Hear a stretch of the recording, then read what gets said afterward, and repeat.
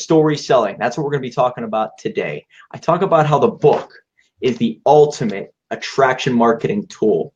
And luckily, I have someone who I believe knows quite a bit about attraction in general. We have a model and CEO of a digital marketing agency, Alter Media, and her name is Nadya Rousseau. Thank you very much for willing to be interviewed on this Friday afternoon. Absolutely. I'm excited to be here. And just a quick little correction, the company name is Alter New Media, not Alter New Media. Oh, sorry. I'm sorry. No worries. I'm psyched to be here. Storytelling is also my bread and butter too. Everything I do is based in storytelling, specifically impactful storytelling. So I'm excited to have this conversation with you. Yeah, I see what you're doing. You're doing a lot of great stuff. I see what you post. You understand, social media in general, and obviously using what you have been given and what you're really good at to your advantage. So tell a little bit about who you are, where you come from, and what you do now. Wowzers! Well, that is a lot to tell. So I'll just I'll give you the short story. All right. As Mike mentioned, yes, I am a former model. I was in the entertainment industry from 2006 to roughly 2012, and once in a while I'll embark on like a photo shoot or an acting project, although nowadays I'm much more involved in the behind the scenes type of work, writing, production. Last year I produced an online TV series surrounding identities, specifically intersectional identities. Whoa. Called Nadya's Identity Files, which broadcasted live from Hollywood. And can you talk a little bit about who you had as guests on there? Because that was pretty interesting. Oh, yes. My favorite thing to talk about. So it was really interesting because the big thrust of the show was to show that a lot of us, there's more to us than meets the eye. And interestingly, I made a post kind of centered around that whole experience and notion yesterday. You guys can head over to my page, Nadya Rousseau, to read that if you'd like. And I had people on who were former adult entertainment stars, including a bisexual male porn star. Wow. Former, now memoirist. He's a best-selling author himself. And a stripper and adjunct professor. I had those two on at the same time. It was super fascinating. They have probably crazy ideologies that are different. Yes and no. I mean, it was a very interesting conversation. Of course, I'm here in Los Angeles, so there's a lot of stuff that's super unorthodox and that, most of America would not be cool with or not be familiar with. I also interviewed hypnotherapists. I interviewed former NBA basketball stars. I interviewed a lot of different people. Yeah. So now I'm a social media strategist and digital agency owner. As I mentioned earlier, everything I do is based in storytelling, and a lot of my client base is in the social sector. So I work with a lot of social enterprises and nonprofits. Great. So what made you get into that? What was your main motivation? And you went from the modeling world into that. Was it because of maybe the image-based, or was it basically your connections that you made? Maybe it's just a passion that you had. What was it? So I was getting really tired of working in entertainment. When you're in the entertainment industry in Los Angeles, there's a lot of smoke and mirrors. So much of what you see is not what meets the eye. And I was getting burnt out on dealing with managers and agents who didn't really understand my brand. And that's so interesting to think about, because now I deal with clients who feel like the general world doesn't get their brands, and it's my responsibility to position them in a place so they are understood for who they want to be, right? So I was like, I'm done. Like, I want to take a break. So what I did is I decided to get into my first love, which is writing.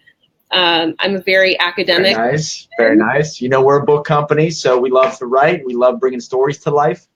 I know, and you're so good at it too. I need to order like a whole bunch of your books, go on an Amazon shopping spree and just go. We keep the prices low for that reason. We want people to just join the book army, we call it. Nice. I'm all for that. Growing up with parents who were professors and being surrounded by books, that was my escape. I was very introverted as a child. I did not have a whole lot of friends growing up in small town Western Maryland, and having these academic parents from urban cities. We were just very, very much feeling super iconoclastic, meaning we were kind of on the outskirts of the general overarching ideology presented by most people living in the town.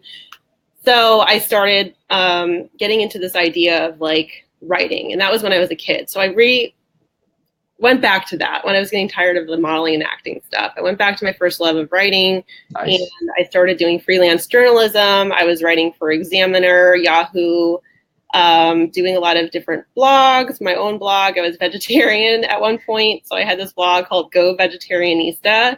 I stopped writing for that when I fell off the wagon with a chicken salad, which was the most glorious experience of my life.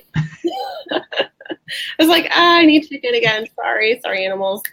It's bad, I know.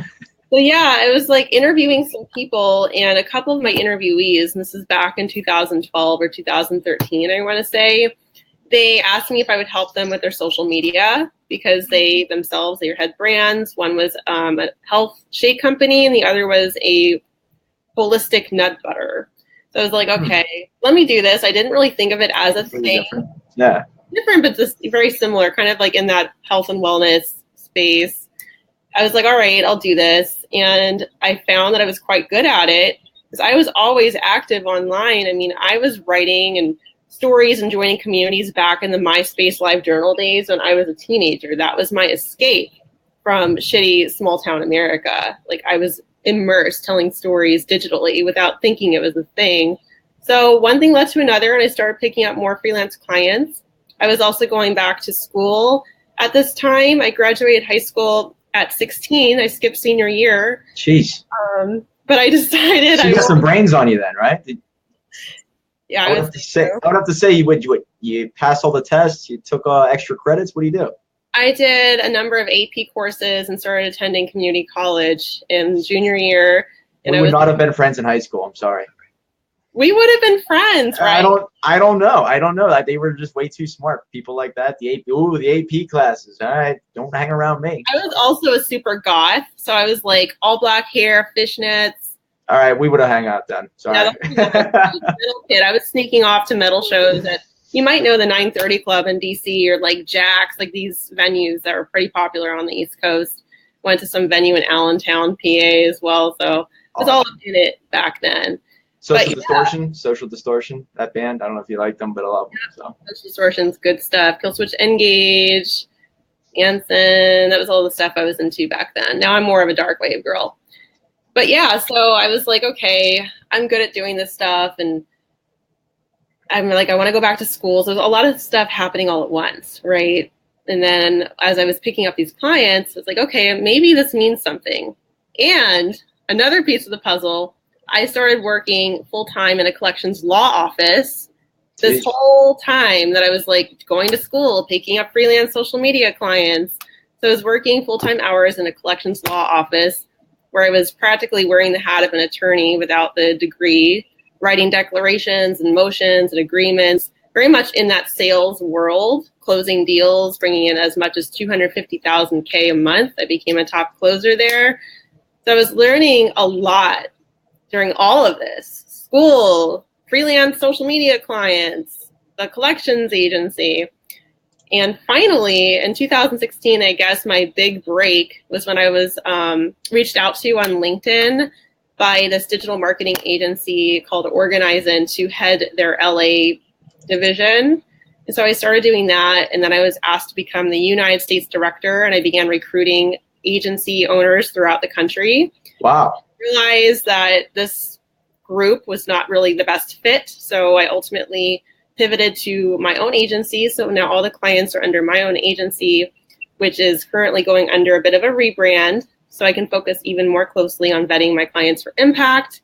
And one more thing I will add, to stop going on and on and on, I also have an Instagram growth and management service called Instagram Rockstar, which has kind of blown up in the past few months. Last month, I got like 20 new customers alone. Wow.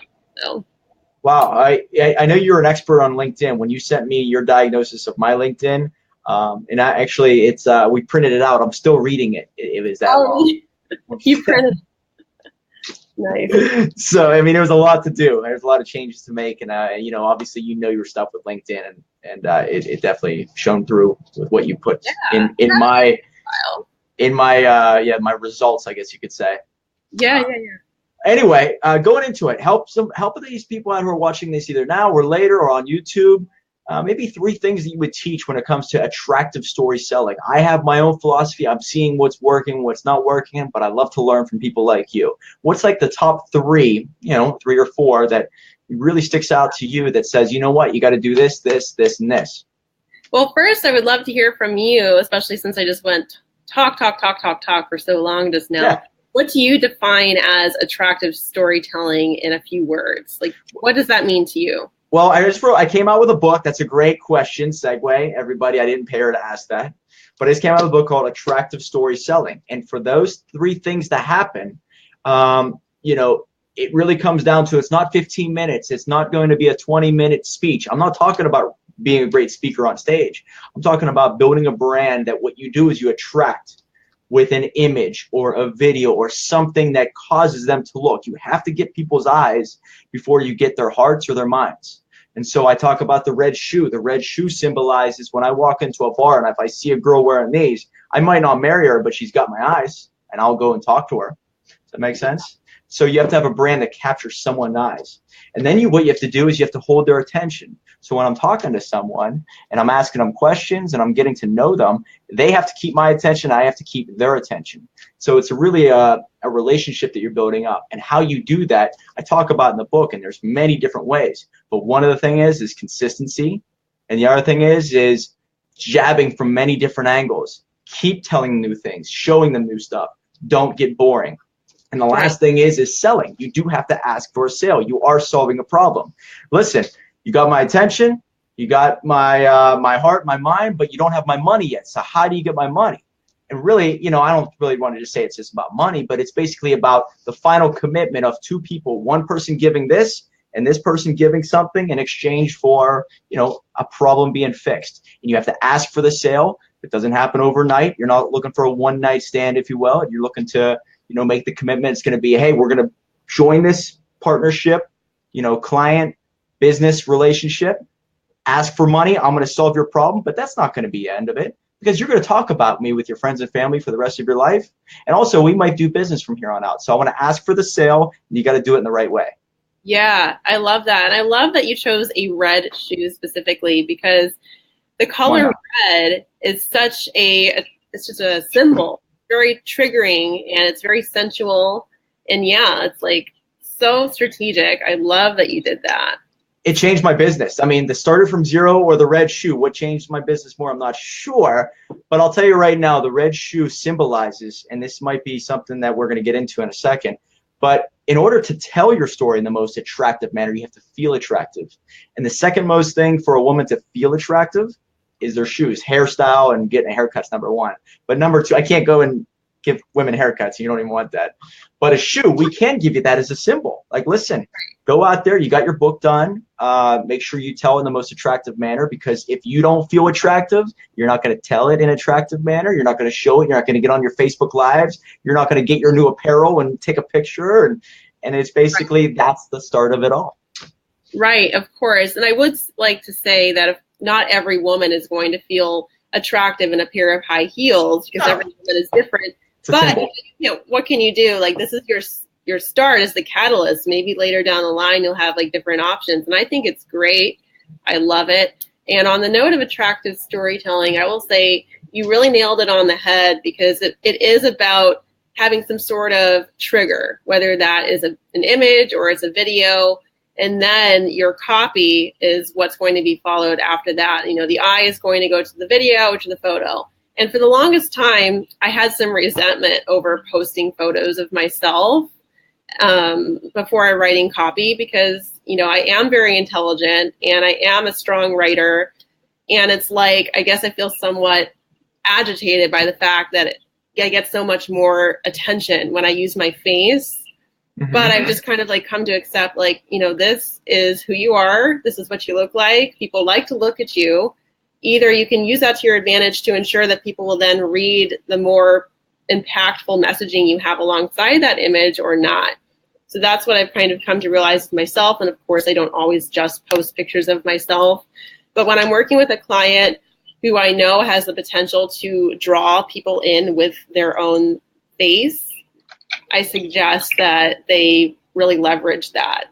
Now, of course, not every client is like a a face-based brand. You know, they're not like a solopreneur. I work with corporations, I work with nonprofits or whatever, but it's important that we find images that are striking, or, you know, using branded quotes, something that is very much like a color or a phrase that's going to get people to wake up and pay attention.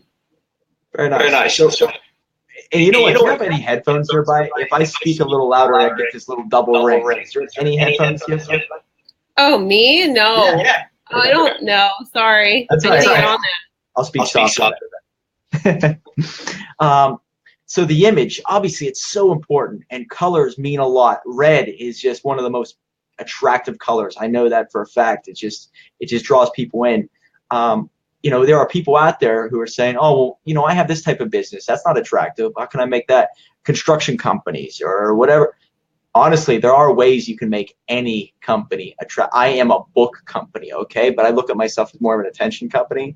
And man, we are not a boring company whatsoever. So I think you can make any company, no matter what it is, attractive. Do you agree? I do agree, and I think that is probably what holds a lot of companies back from being more present online, is they don't think that they have the visual assets or the brand to be engaging online. And I have to correct them and say, like, you do have a story, don't you? And quite often they don't even know what their story is, and you have to really work hard to parse it out of them, which I usually take the client through a series of questions to start pulling that information out. Sometimes it can be difficult, which is more a reflection of that person, him or herself. Maybe they're very guarded. Maybe they haven't really like dug deep to figure out what their purpose is behind their business. Because if you know your purpose and you know your audience and what problem you're solving, you should be pretty much in alignment with your story. If you don't know those things, then it's just going to be like, I don't know, I want to make a profit. It's like, yeah, sorry, you need to dig deeper. Yeah, it's bad.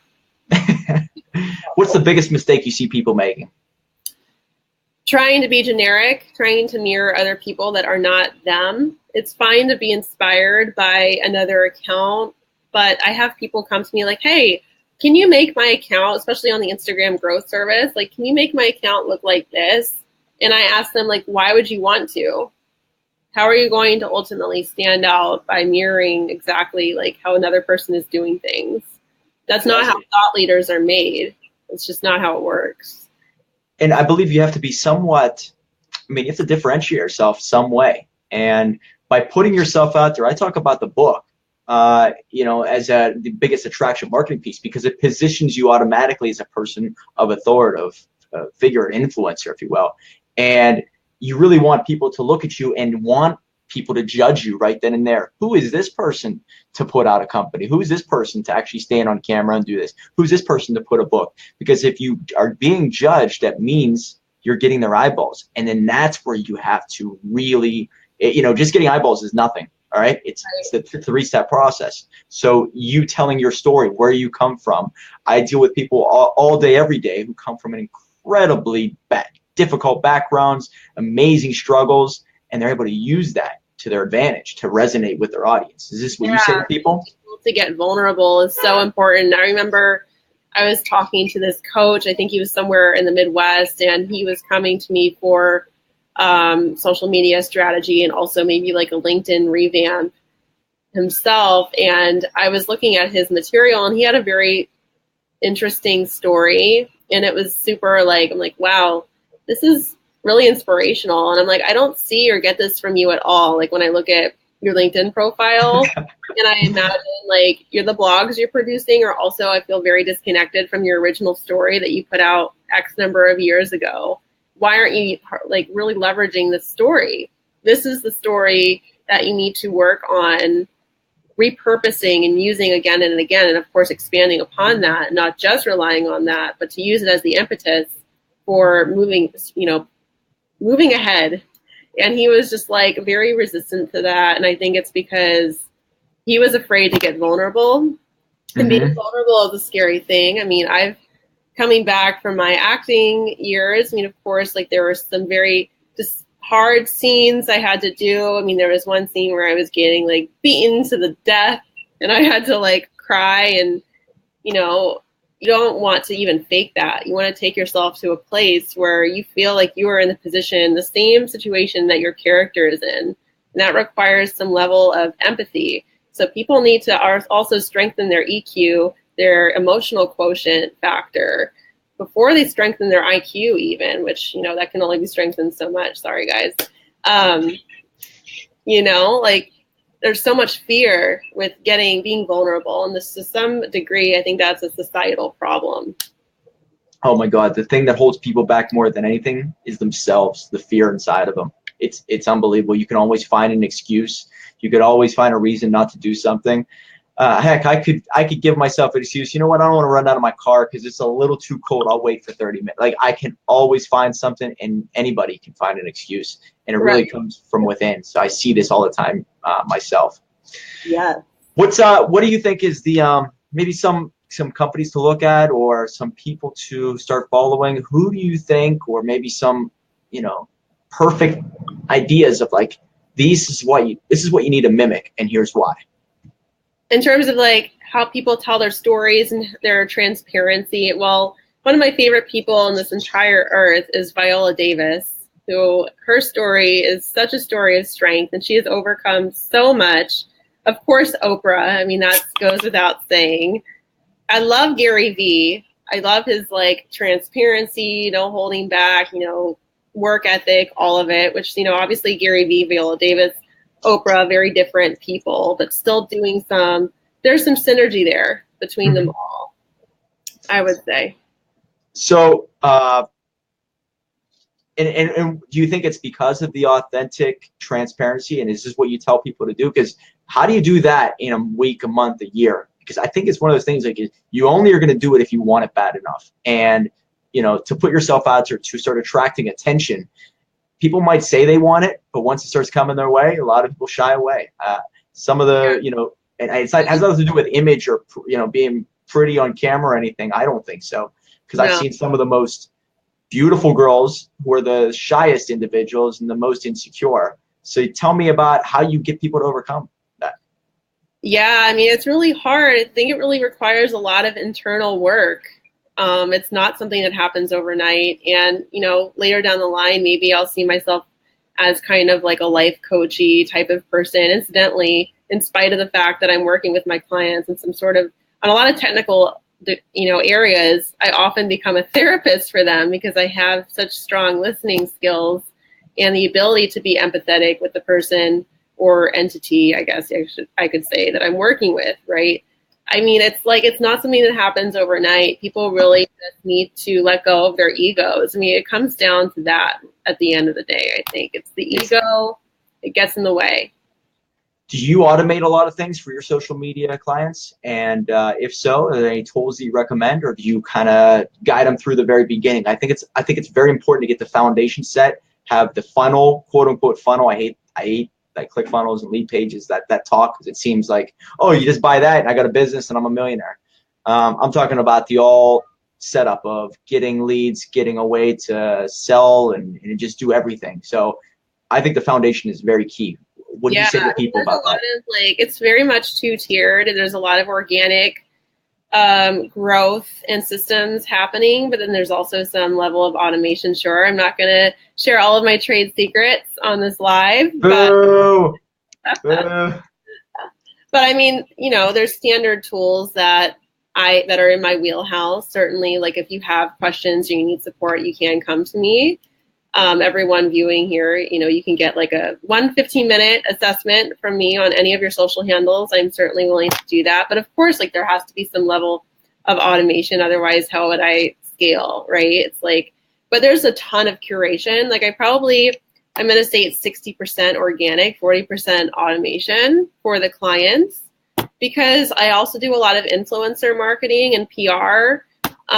So I forge a lot of influencer relationships. I have a lot of contacts, so that's a big part of what I do as well. When you hear the words attractive story selling, or even just attractive stories, what comes to mind? What do you think of? Whether it's social media, movies, TV shows, give me another thing that's inside your head that basically connects the dots of, okay, if this is happening, then this is an attractive story. What's happening? Stories that compel a positive reaction. Positive reaction within the viewer. And that doesn't necessarily, it could even be, the person could feel sad when they see it. They could feel whatever, but as long as they have to feel something. Feel something. I'm glad you said that. It's all about a feeling that they get. Yes. Yeah. If there's no feeling, you're dead. Exactly. You're generic. You're a boring, basic, fill in the blanks. We don't need any more boring or basic people, you guys. Just no, please. That's why I see those companies. I go to a website, and if I see a lot of stock photos and it feels like, oh my God, this is very large and corporate, there is no heartbeat and there's no connection that I'm making to that owner.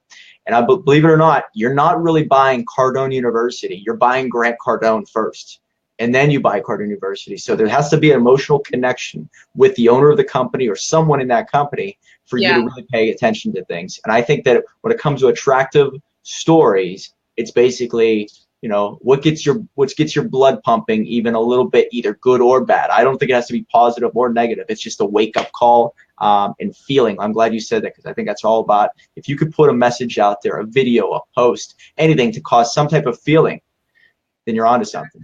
100%. For sure. And just to wrap it up here, if there was something that you would say to someone right now to go home and do, what's the biggest takeaway? Maybe something to write down. I talk about writing your dream obituary, talk about your vision. How do you want to be remembered? What makes you attractive personally or your company? What do you say to people? One takeaway.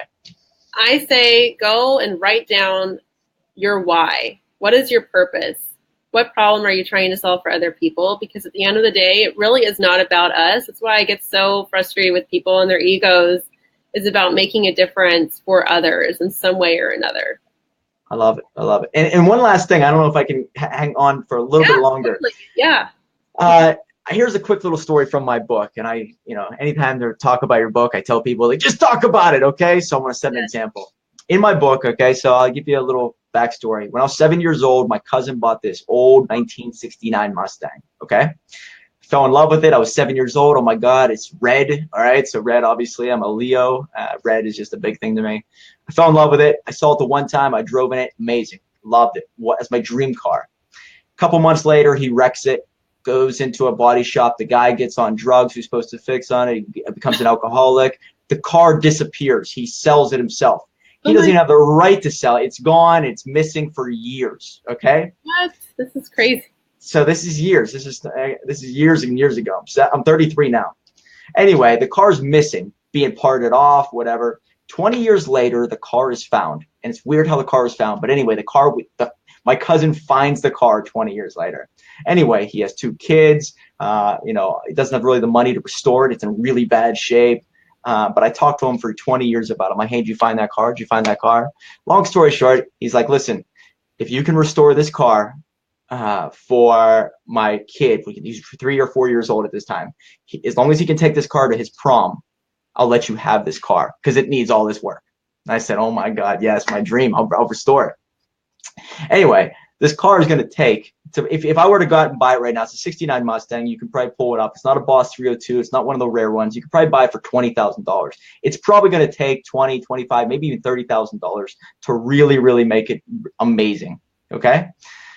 Now, people are going to say to you, that's a bad investment. That car to me is worth $5,000 or $10,000 or $15,000. But to me, it's worth actually like, $500,000. So to me, if I'm sitting in front of a room, in front of a car nut, they understand that car to me is worth way more than money can buy. And the same thing with them. Once they're emotionally connected to something, it doesn't matter what. I'm willing to do whatever it takes to bring that to life. And so when I tell people, like, listen, this car symbolizes, a story. All right. So when you bridge your story out there, it means a whole hell of a lot to you. And whether they see that or not, it doesn't matter because this is yours and yours alone.